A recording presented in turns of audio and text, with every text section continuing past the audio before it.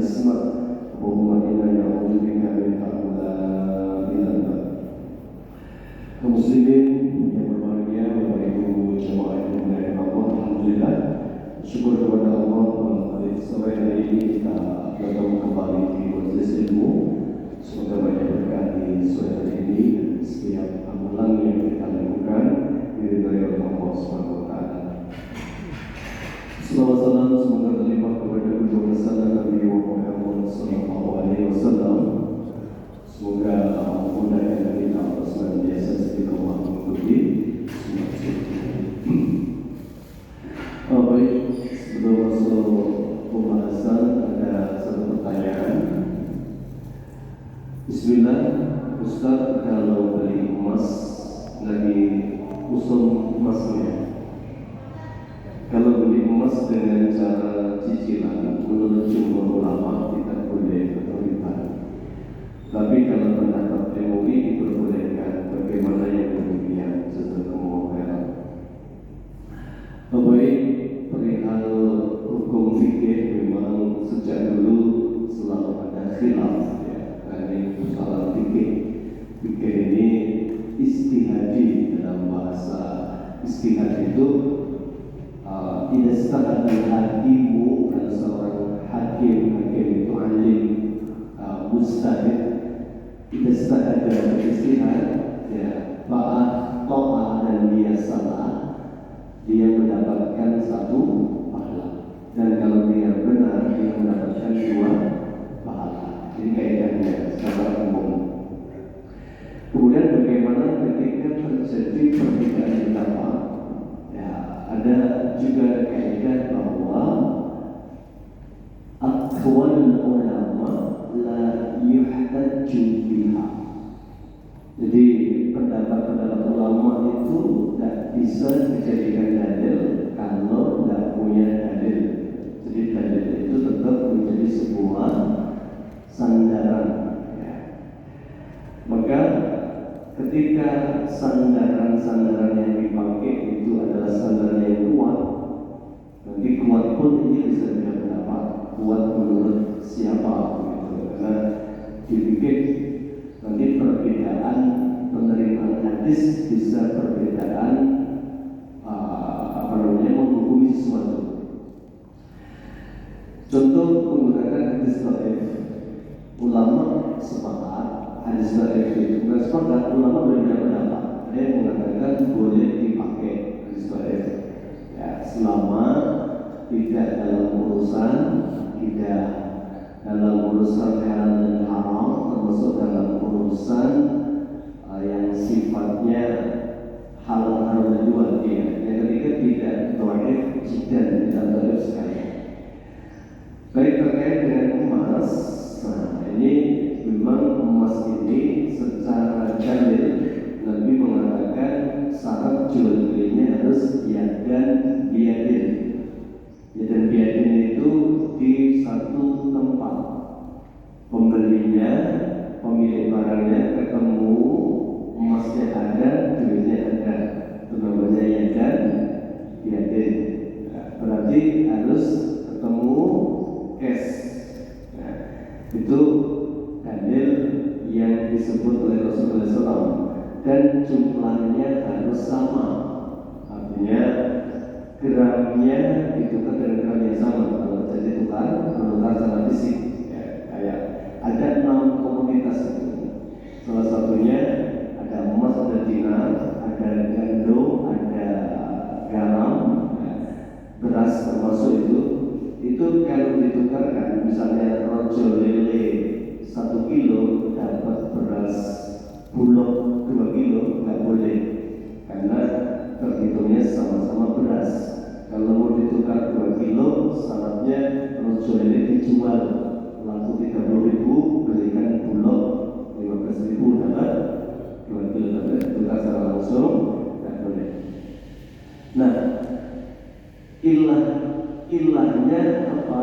Nah, ternyata emas itu, saya juga punya ada keterbatasan ilmu ya. Saya baru punya 2 ulama Indonesia yang karyanya saya beli, yang dua-duanya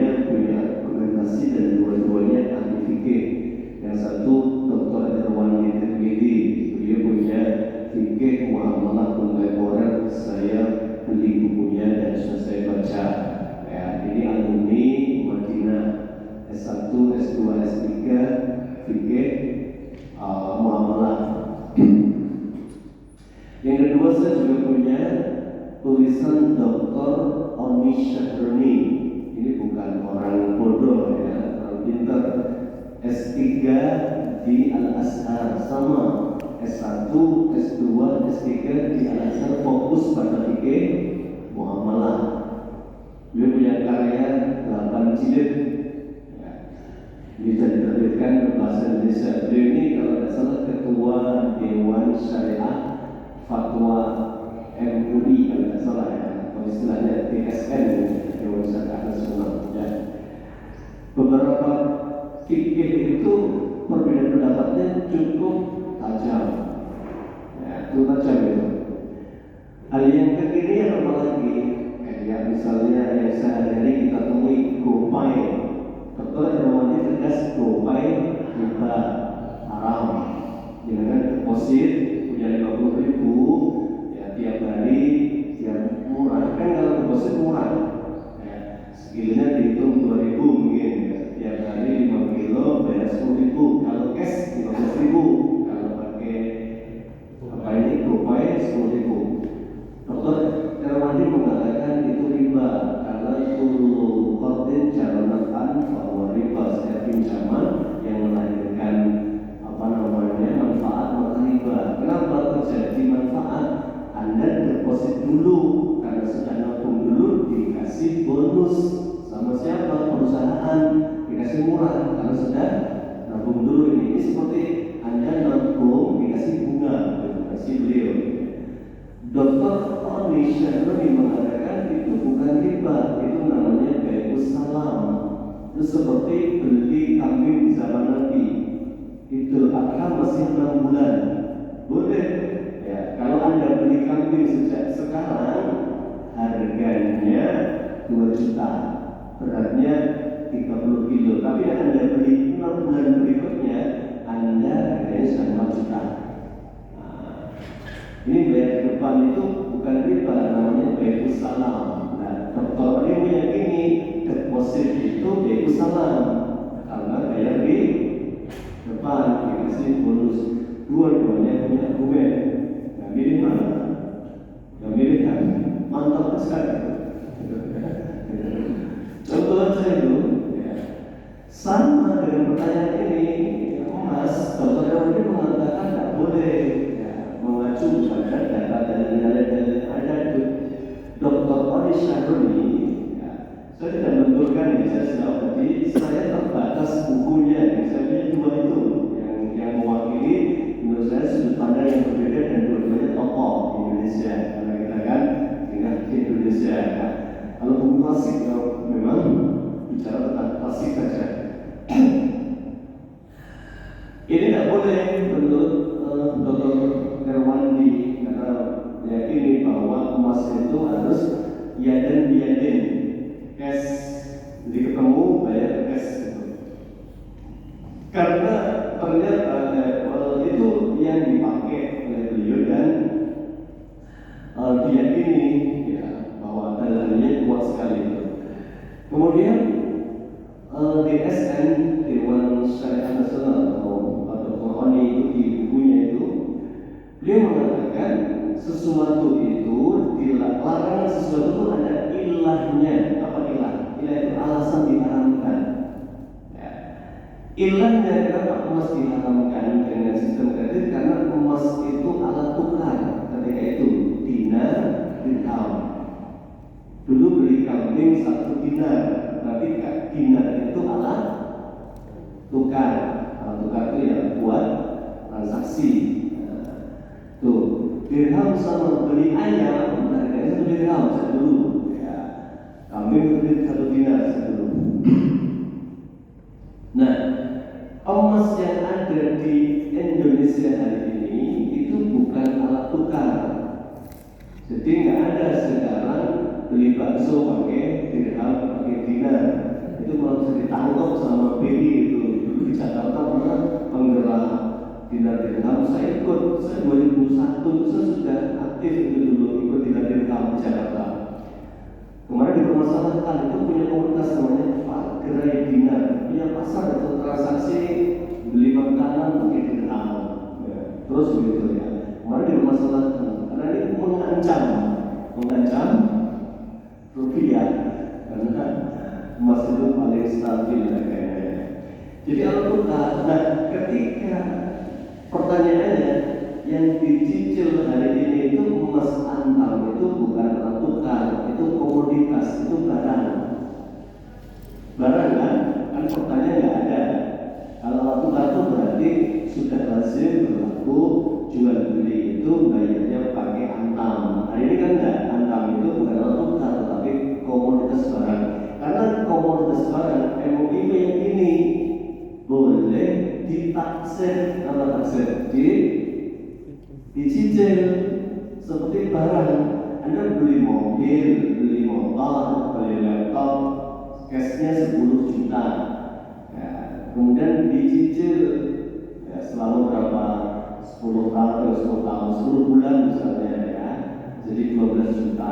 Ya, ditetapkan di awal baik 12 juta, tapi Anda saya beri kelonggaran menyicil 10 kali, jadi 20 juta, 12 juta, kali untung 2 juta. Ditetapkan di awal flat tidak berubah. Ya. Mau nggak bisa bayar, berarti nanti ada kelonggaran nggak boleh disita, ya harus selesaikan. Kalau nggak bisa bayar dilelang atau Anda sudah masuk cicilan sekian, kurangnya sekian, ya, nanti bisa dilelang barangnya kalau laku sekian. Kembalikan ke yang sudah masuk dengan sekian, jadi dua-duanya tidak rugi. Baik taksir ini sebagai sebuah pilihan dalam fikih muamalah boleh selama jelas satu barangnya ada, emasnya benar-benar ada, beli. Ya. Yang kedua harganya sudah ditetapkan di awal, dikunci itu ya sekian. Kemudian dicicil sekian, tidak ada keterlambatan, tidak boleh ada kezaliman, tidak bayar disita dan lain sebagainya. Nah, dua-duanya punya argumentasi dan dua-duanya punya kesimpulan yang berbeda. Bagaimana menyikapinya? Kalau dalam kategori begini berlaku kaidahnya. Dan yani buka ilama, yani tinggalkan yang meragukanmu. Atau ada dua pendapat yang bertolak belakang. Saya ragu-ragu berarti tinggalkan saja gitu ya. Jadi kalau ragu-ragu nggak usah nyicil emas, beli saja. Kalau nabung ada tabungan 1 gram berapa sekarang? 2 bulan atau sudah itu aja paling aman. Punya beli. Kalau ragu-ragu karena nanti itu begitu, kalau ragu-ragu tinggalkan itu. Atau tanya kata Nabi, istaftikal bakar, tanya hatimu nyaman enggak? Jadi saya tidak bisa memaksakan ikut MUI atau ikut mana, saya menyampaikan saja. Kalau ragu-ragu tinggalkan, kalau mantap kan begitu. Jadi secara kaidahnya begitu. Jadi memang bab fikih itu ya kalau ada khilaf ya kita kembalikan kepada yang ingin mengambil gitu kan. Setelah itu mengambil kemudian meyakini ini yang terbaik, ya bismillah kita kerjakan dengan tidak merendahkan pendapat orang lain.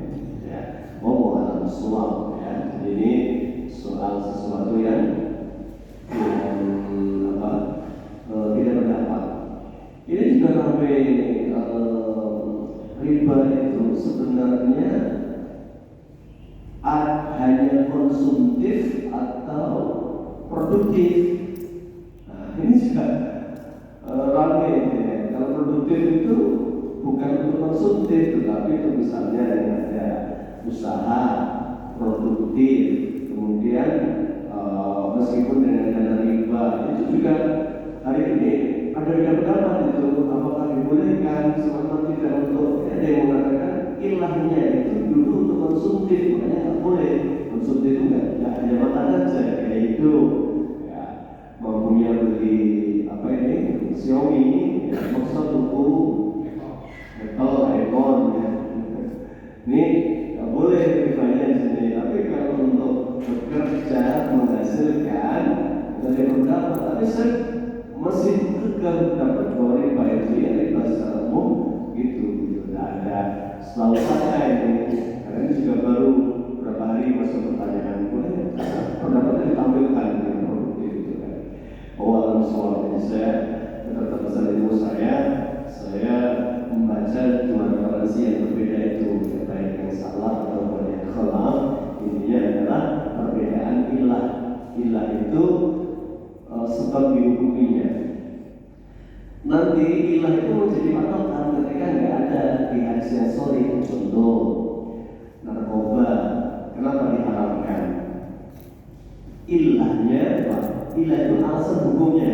Kenapa diharamkan? Karena memabukkan itu berarti seperti khamar. Andaikan narkoba kemudian namanya saja, namanya pil koplo, tapi itu merek permen gitu ya, diminum dan dimakan tidak bikin mabuk, berarti hilang hukumnya, gitu, ya kan? Hukumnya apa? Nggak haram lagi, kemudian nggak bikin mabuk. Itu contoh ilah. Jadi ilah itu kalau dia alasan diharamkan sudah berubah, maka hukumnya berubah. Emas diharamkan dulu karena alat tukar. Dinar, dirham, beli bagi dirham. Dulu nggak boleh itu karena alat tukar. Tapi kalau sudah menjadi komoditas, sudah menjadi barang, maka MUI tadi mengatakan boleh untuk di kredit seperti yang lain-lainnya. Ya. Begitu yang bertanya soal soal itu yang bisa kami jawab ya. Jadi bukan sesuatu yang baru berbeda pendapat, mereka untuk pilih yang mana. Kalau menurut saya kita perlu tinggalkan saja. Baik, sore hari ini kita melanjutkan ya tadabbur Al-Quran surat At-Tahrim. Meskipun Ramadan suasananya seperti Ramadan, saya yakin tema Ramadan sudah dibahas di kultum-kultum ya, sama kuliah subuh tadinya ya. Sebenarnya pembahasannya itu aja kan apal ya. Bukan tidak penting ya, memang fadzakir fa inna dzikra tanfa'ul mu'minin. Kita kalau sudah dari membahas Ramadan, kita melanjutkan pembahasan kita tadabbur surat Al-Quran ya. Pada pembahasan pekan kemarin kita membahas surat At-Tahrim. Jadi At-Tahrim ini pengharaman ya, yang dilakukan oleh Nabi kemudian ditutup oleh Allah bahwa yang begitu itu salah. Ya, ini soal keluarga nanti. Jadi keluarga itu tidak lepas dari surat At-Tahrim ini. Kemarin sampai ayat ke-9 ya, sore ini semoga cukup sampai selesai akhir ayat ke-12 surat At-Tahrim. Darallahu mathalan lilladzina kafaru imra'ata Nuhin wa imra'ata Lut. Darallahu, Allah memberikan permisalan mathalan lilladzina kafaru untuk orang kafir. Siapa itu? Imra'atan Nuh, istrinya Nabi Nuh, wa imra'atan Lut, dan istrinya Nabi Lut. Ya. Ada yang menulis di tesis kalau tidak salah ya, perempuan itu di Al-Quran ada 4 peran. 1 peran sebagai istri, 2 peran sebagai ibu, 3 peran sebagai istri, ibu, yang ketiga peran sebagai seorang karir, pekerja. Nah, 3 ini kayaknya. Mana yang paling banyak perempuan di Quran sebagai apa? Sebagai ibu, sebagai istri, atau sebagai pekerja? Ya. Itu para ahli tafsir, tentu ahli bahasa, yang meyakini tidak ada yang kebetulan. Dengan Al-Quran itu tidak ada yang kebetulan. Setiap penempatannya pasti berdasarkan prioritas. Dan ternyata Al-Quran merekam, mengabadikan perempuan sebagai ibu, sebagai istri itu jauh lebih banyak disebut. Jadi kalau ada kalimat imra'ata Nuh, imra'ata Lut, imra'ata Imran, baqalat imra'atu Imran. Kalimat imra'ah itu namanya perempuan berperan sebagai istri.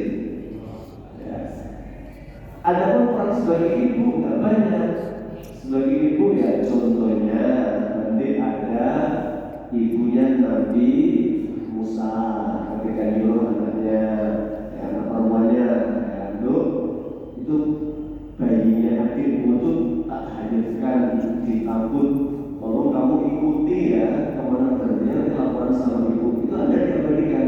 Itu berarti ibunya Nabi Musa itu sebagai ibu, ya perannya gitu ya. Kemudian sebagai pribadi yang soleh, ini dampak kelewatan yang keempat, pribadi yang soleh. Pribadi yang soleh yang banyak nanti diwakili oleh tadi Maryam.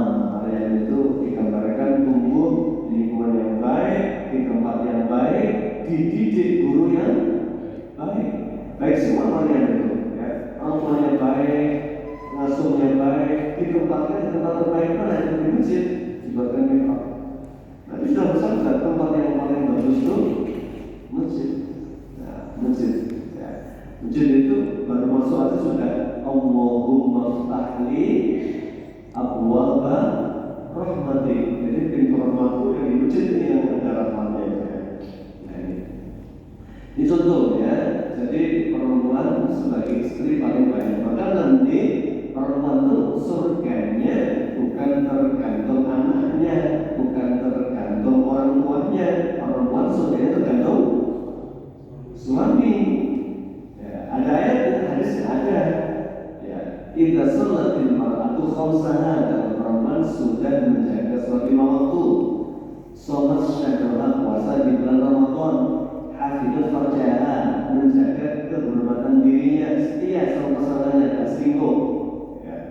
Kemudian yang keempat, atau azzaujah, taat penuh kepada suaminya. Malaikat menunggu di pintu surga. Kilat dikatakan kepada setiap perempuan yang 4 kali terpenuhi, udkhulil jannata, ayo ibu masuk surga, milih min ayyi abwabin syi'ti, milihnya 8, milih, silakan milih. Itu perempuan. Berarti perempuan itu surganya di berikutnya suami. Kalau sudah menikah, kalau belum menikah ya di orang tua. Ya, ini tentang peran wanita. Jadi wanita itu perannya, ya kalau Umar bin Khattab itu ya jauh betul dari sumur, kasur, dapur. Ya. Berikut ya, sumur, kasur, dapur. Ya. Jadi kata-kata ini dari kalimat Umar bin Khattab itu sumur, kasur, dapur itu. Pernah dengar Umar di mana istrinya kemudian nggak menjawab, hanya diam. Jadi diam adalah emas. Bosok Jawane sing waras ngalah. Dada dilawan itu menang sama istri itu bukan sebuah prestasi. Dan menang sama istri itu banggain tak butuh kan. Menang sama istri itu jangan bangga ya. Itu bisa jadi malah awal kehancuran kan. Selama urusannya jangan sepele. Jadi Umar satu hari istrinya marah-marah, Umar diam aja itu. Dan ada sahabat yang mendengar dan herannya diam saja. Umar jawab, Fa'inna Allah makan, ya, sabar. Itu nggak lama, itu bukan nggak taat, itu luapan capek. Ya. Saya ingat satu semua kebaikannya. Satu, dia yang memasakkan untukku semua yang aku inginkan. Jadi dia pagi-pagi kita ya nggak puasa ya, tengok cuma kopi dan goreng, pengen sarapan sudah goreng 3 lagi. Waktu kalian itu saya nggak bisa marah itu, saya nggak bisa marah kalian itu luar biasa, masa opo ya ada itu soal dapur. Yang kedua, dia yang telah mencuci semua pakaianku. Saya itu balik kerja, mampu keringat, ditrakeng, sesuatu perimonan, rapi, wangi, karek milih, mau pakai yang mana gitu. Sampai kalian itu nggak bisa saya marah sama istri saya. Yang ketiga, dia yang setia meskipun sering saya tinggal. Orang itu kan kerjaannya luar biasa. Khalifah bayangkan, kadang ke Palestina, rumahnya Madinah. Ketika dari Kunci dan dulu di sini orang ke Palestina naik apa? Naik onta. Bayangkan dari Saudi ke Palestina naik onta ya. Berapa bulan itu? Saya tinggal kemana-mana, kemudian istri saya kok setia, maaf, tidak selingkuh. Itu bagi saya apa namanya penghargaan luar biasa ke saya. Saya tidak bisa untuk harus pilih kemana sama istri. Itu uang. Ya, berarti kan dapur, sumur, kasur kan. Soal makan dapur, ya. Soal cuci, sumur. Soal setia, kasur kan. Sederhana itu. Jadi uang bukan kopi bojone enggak. Bahkan guyonnya Kiai itu gini ya. Besok suami yang takut istri itu terbebas dari ada kubur ya. Karena mereka itu semua sakit itu rasa diseksual, kan dunia harus terkosong terus terkosong kesiksa sama istrinya itu guyon. Jadi beruntung suami yang takut istri itu terbebas dari ada kubur ya. Jadi nggak benar kan. Jadi soal guyonan saya. Baiknya, jadi istri-istri itu meskipun tadi surganya diri suami juga nggak selayaknya apa namanya temperamen, nggak kalah. Nah, jadi ngalah itu bagus. Dia betul. Pokoknya istri mau dengan kita lakukan kalau buka apa marketplace. Selesai daripada dijawab tambah jadi kadang masalah itu jangan dianggap serius ya. Gampang saja ya. Soal Umar bukan sosok yang penakut, Umar sosok yang bijak. Tahu kapan jawab kapan tidak. Nah itu perempuan ya. Jadi perempuan pertama perempuan itu ya cemburu kadang mana akal sehatnya pakai sebenarnya kalau pakai. Masa Sayyidah Aisyah berani ngomong sama Rasulullah ketika kemarin ada masalah di sholat asar itu, Rasul ada masalah dengan Aisyah, ada masalah dengan Rasulullah, nggak rampung diselesaikan. Rasulullah nawarkan kan, ya sudah kita sepakat kita bertahkim. Tahkim itu nyari yang bisa diselesaikan siapa yang terbaik itu dua, Umar atau Abu Bakar. Aisyah ditawari kamu ini siapa? Umar. Tidak mau Umar keras gitu. Abu Bakar ya, Abu Bakar. Nabi putus utusan Abu Bakar diminta ke rumah ya. Ternyata ada konflik tidak selesai antara Rasul dengan istrinya Aisyah itu ya. Begitu datang Abu Bakar, Rasulullah mengatakan kepada istrinya, yang mau cerita saya dulu atau kamu dulu? Kata Rasulullah dengan lembutnya. Aisyah itu emosi ngomong, jangan dulu tapi jangan bohong, jujur kalau cerita. Ini kurang ajar nggak ya? Sama Rasulullah begitu. Orang yang paling jujur terpercaya, Aisyah ngomong gitu. Abu Bakar Aisyah menahan emosi, dia langsung ambil kantong gitu kan. Aisyah mau dicegah Rasulullah, jangan. Anda itu saya undang untuk menyelesaikan masalah, bukan nambah masalah. Tidak bisa dia keluar pergi. Bahkan nggak bisa diselesaikan. Ya. Itu contoh perempuan itu meskipun sesoleh apapun kadang ada sehatnya kayak kepake dalam kondisi jengkel ini. Makanya Nabi mengatakan khulqatil mar'atu min dilah, perempuan itu diciptakan dari tulang rusuk ya kan? Bengkok dikandani soalnya tapi ngandaninya lokit patah mutung so ada 100 macam-macam dibayar ya perempuan. Baik, itu peran wanita ya. Jadi perannya sebagai istri, sebagai ibu, sebagai pribadi yang salihah, sebagai wanita karir yang paling banyak sebagai istri, kedua sebagai ibu, ketiga sebagai wanita pribadi salihah, yang keempat sebagai wanita bekerja. Contohnya ada semua di Quran lengkap. Tinggal nanti dibuka. Makanya Ramadan itu syahrul Quran, harusnya kita akrab dengan Quran. Tadabbur, dibuka ayat-ayat yang spesial. Semuanya spesial ya.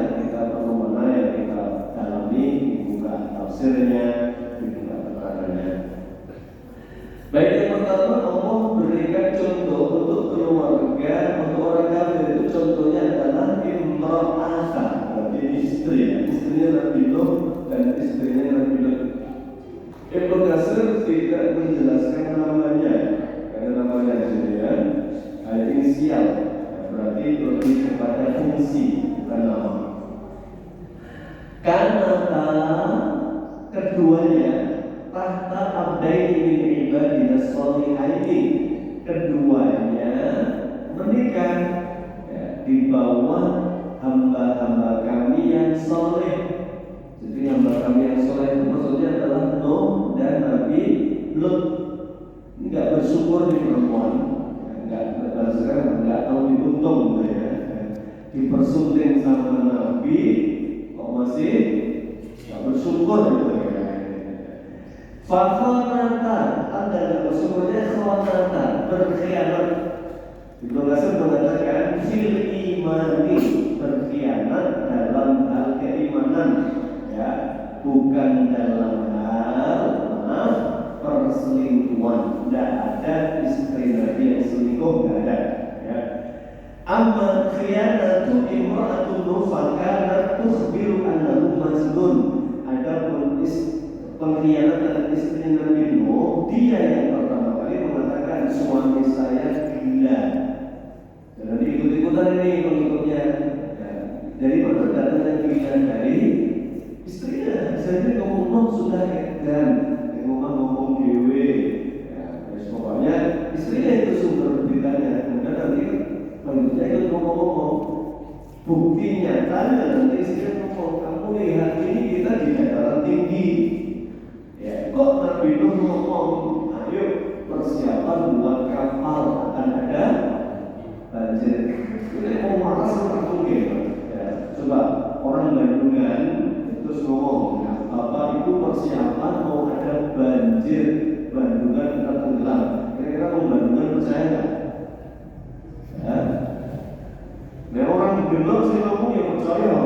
Ya. Ini sebentar lagi menurut BMKG ya pekan depan hujan badai Bandung akan tenggelam, masih masuk akal. Kenapa? Karena memang daerahnya rendah gitu ya. Tapi kalau ini jalan tinggi, ya makanya saya ngomong nggak percaya kan, terus edan, gila. Itu yang ngomong pertama istrinya. Ya. Yang pertama, wa amma adapun khiyanatu imra'atuhu, adapun pengkhianatan istri Nabi Lut, karena tadullu qaumaha ala adyafihi. Pengkhianatan istri Nabi Lut karena suatu malam Nabi Lut kedatangan tamu. Tamunya ini malaikat sebenarnya, tapi apa namanya, dalam wujud anak muda, rupawan, ganteng. Nah istrinya lewat pintu belakang woro-woro kepada apa namanya, penduduknya. Ya. Kabar gembira Lut kedatangan tamu ganteng-ganteng, karena memang merusak apa ya fitrahnya ya, panas tuh. Nah, ya. Ini ada berita Pak mumpung mas terkait ya. Kemarin di Bandung ada anak SMP dibunuh. Yang bunuh laki-laki, cemburu, yang bunuh laki-laki itu. Kamu apa namanya itu? Gay ya. 17 tahun, yang dibunuh 14 tahun. Nah, SMP yang dibunuh yang kemudian SMA. Jauh-jauh itu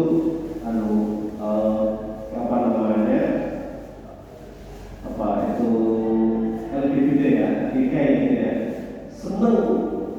Kemudian orang tuanya sebetulnya sudah apa namanya bagus, kemudian bikinnya sekolah, masih dioyak-oyak oleh laki-laki anak SMA itu, kemudian dibunuh, ditusuk 8 kali karena menolak karena blokir nomornya, karena dia cemburu. Jadi orang gay itu lebih kejam daripada orang waras dalam soal cemburu itu ya, bisa bunuh itu bahaya.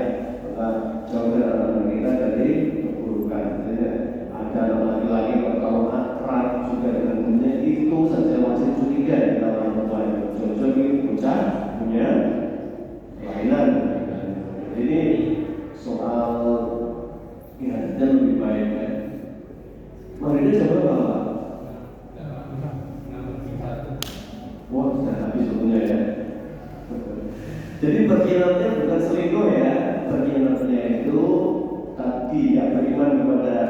risalah suaminya, yang kedua membocorkan rahasia-rahasia suaminya kepada kaumnya yang menentang. Ya. Walau dia dua minum syai'an, maka karena beriman istri itu nggak bisa ditolong suami surga.